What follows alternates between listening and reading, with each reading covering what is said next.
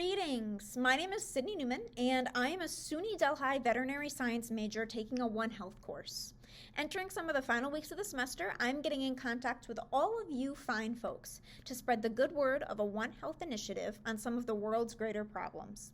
Specifically, I'm going to talk about algal blooms, what they are, why they're relevant, and how One Health may be the solution to the issue. But first, what is One Health? One Health is many things to many people, but I would ultimately identify it as a mindset above all else.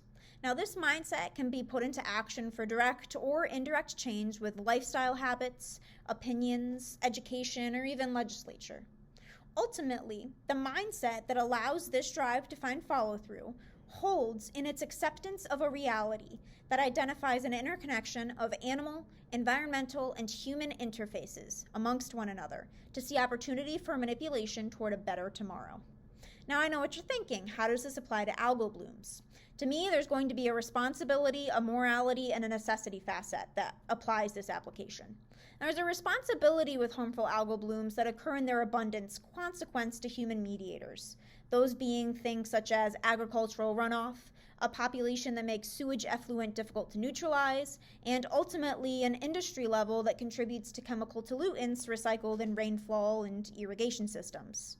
Referring to the morality components, there needs to be some level of acknowledgement that human symptoms, animal mortality rates, and environmental impacts are significant. And then finally, there is a necessity component where inattention only manifests decreased response ability, higher mortalities, greater morbidities, and likely a series of extinctions. So, why do I care about this? Why should you? And to talk about that, I'd like to discuss how I came up with the idea. Now, 3 years ago, I went on a bike ride with my sister from San Francisco to Los Angeles in California. And along that approximately 500 miles of painstaking hills, breathtaking peaks, hot nights, cold mornings, snacks, and smiles was the Monterey Bay pit stop where we enjoyed lunch, afresh some beached elephant seals. This was the point on our trip where neither our muscles ached from being too sore, nor were we near enough the end that we could feel time drifting away. And it's one of my fondest memories with my sister. Therefore, you can imagine my discomfort of hearing of mystery deaths in this very special spot of California to me. The issue is that since 2007, 11 dead or dying sea otters have been found reporting with icterus and hepatomegaly. Extensive laboratory testing would turn up positive for microcystin toxins released by a cyanobacteria phytoplankton, more commonly known as blue-green algae. Now, this shouldn't seem that abnormal to you. Algae lives in the river behind my house, in the rocks in the woods surrounding it, and who knows, maybe even in my flooded basement. However, this specific algae prefers fresh water to the marine water where sea otters live in Monterey Bay. Subsequently, public health initiatives would be combined with this One Health goal to see that the State Fish and Wildlife Department, geographical surveys, Water Resources Control Board, and local organizations were allowed to collaborate to identify this importance and identify a solution. Now, they found the source to be ingestion of shellfish from a nearby lake that had experienced a harmful algal bloom and ultimately drained into the sea, porting the bay.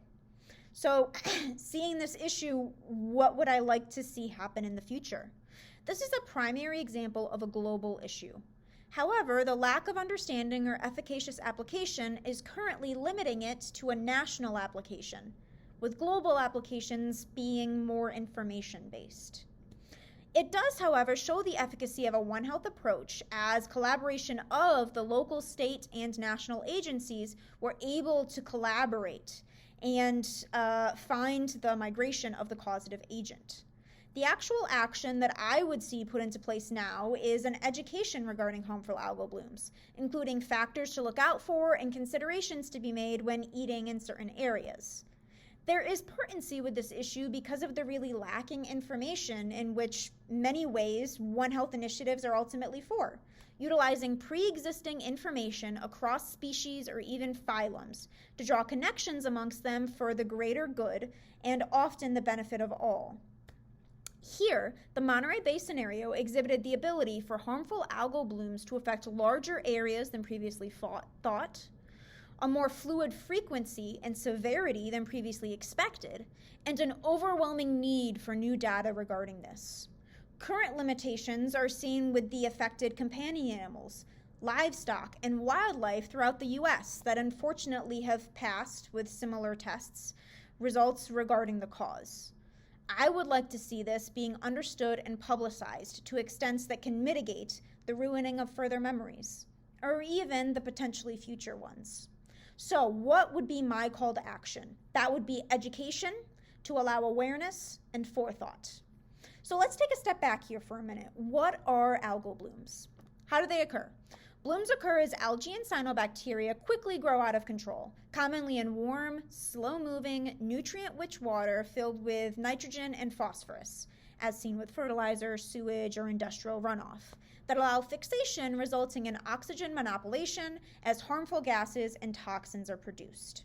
So, what are the risks? Why is this a One Health-specific concern? Algal blooms serve as a critical One Health initiative with serious effects manifesting in all three interfaces. They monopolize oxygen from the environment and therefore infringe on localized biodiversity and ultimately overall system resilience.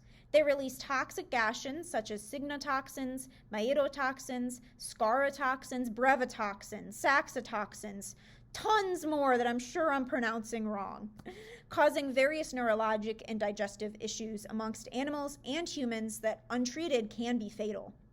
Now, a particular reason that I feel this relevance to One Health is the simple fact that manifestation is historically predominant in affecting companion animals and wildlife. Therefore, it's relevant to all of us here within the SUNY Delhi Veterinary Bachelor's Program, or even a lucky few associates taking this course. So, it is critical that resources be put towards something that is ultimately relevant, yes, but also addressable. So what are some prospects for the future?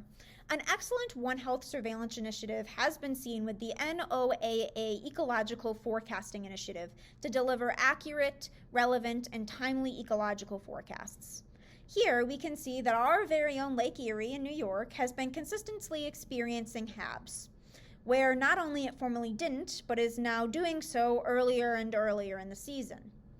We have been observing a severity variation that was predictably bad for some time, then unpredictably extremely bad in 2011 at a scale of 10, then unpredictably at its worst at 10.5 in 2015. Now this upcoming 2023 year is now just good old bad, with a 2 to 4 expected and up to 5.5 by possible projections. This is relevant looking forward to the future because the trend can only be expected to rise with the Great Lakes region as climate change warms the water, saltens fresh water, and raises the sea level. However, that very awareness is a relevance that can affect the health of individuals. So speaking of that, what can One Health do? You're curious about what's currently in the works to actually make that happen. Now, more than everything previously addressed, there's definitely a sense of application in this area where common knowledge is a necessary obstacle to recognize the abnormality.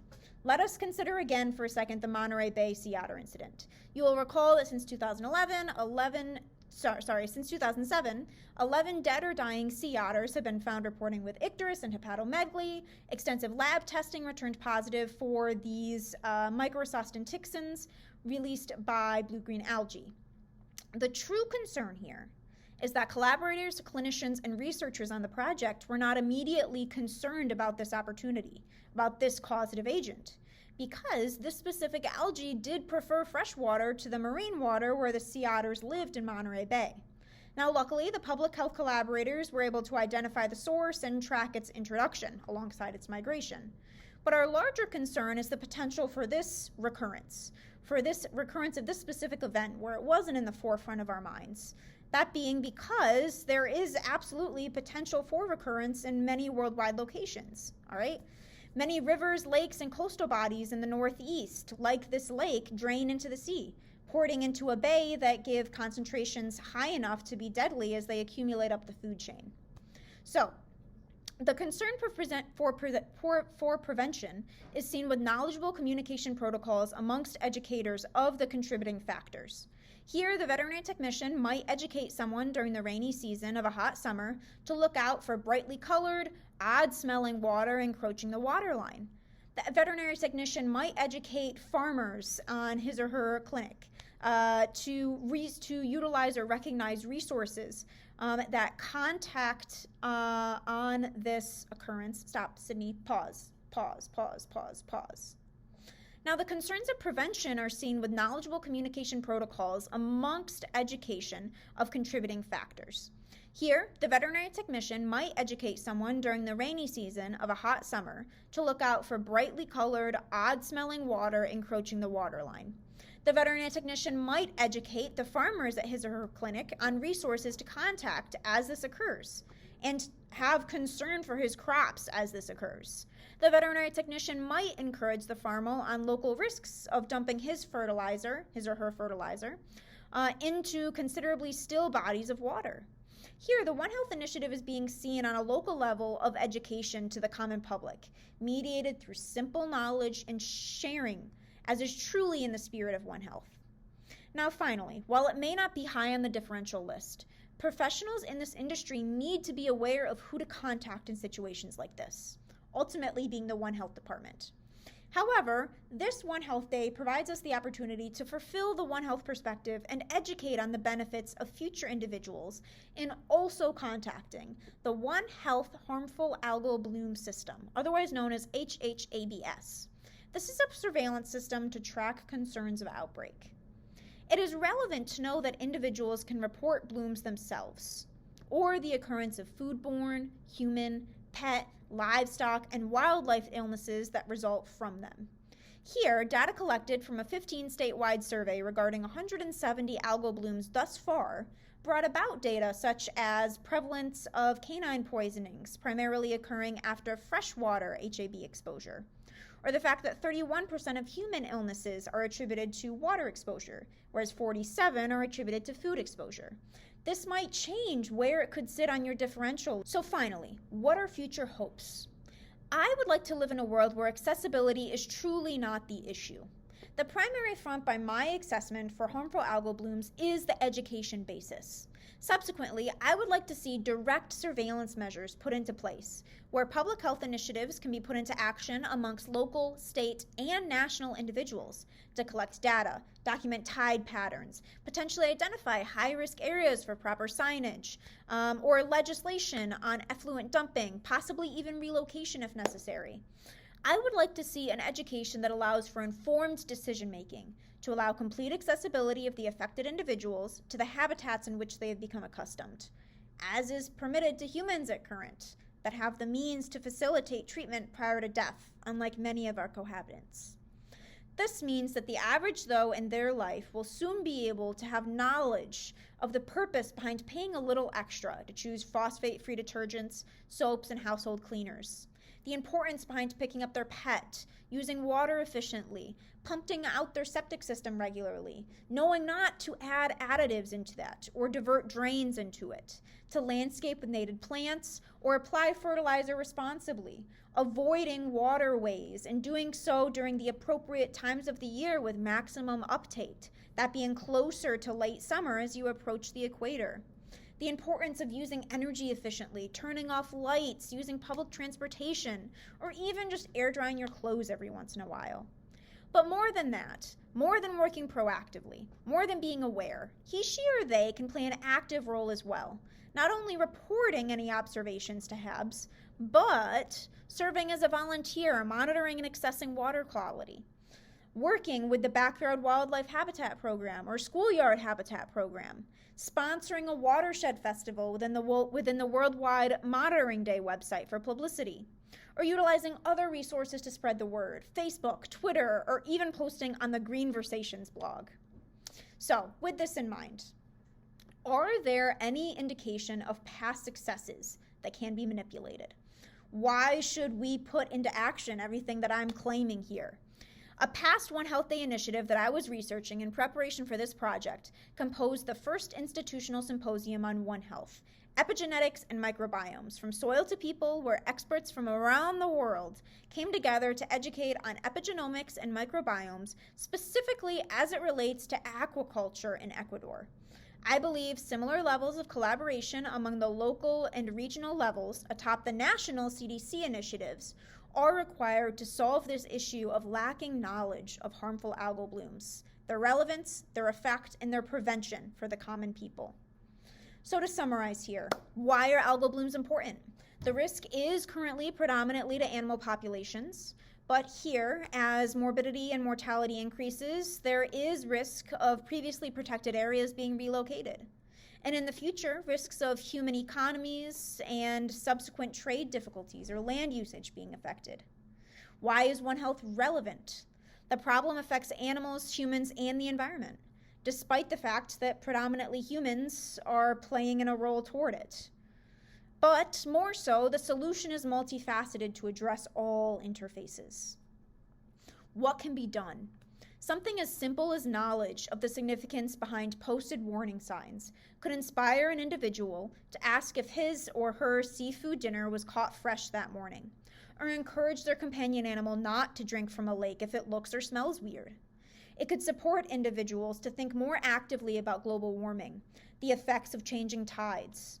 I simply argue that while a fair amount of action is already taking place, there is still a barrier between the common people. Here, action can be taken in the kitchen, in the home, in the yard, in the community, and in the classroom. So to close, I would like to thank Professor Frisbee as my proud educator. I would like to thank you listeners for putting my words into action with simple education, and I would like to encourage everyone to have an excellent day. Thank you.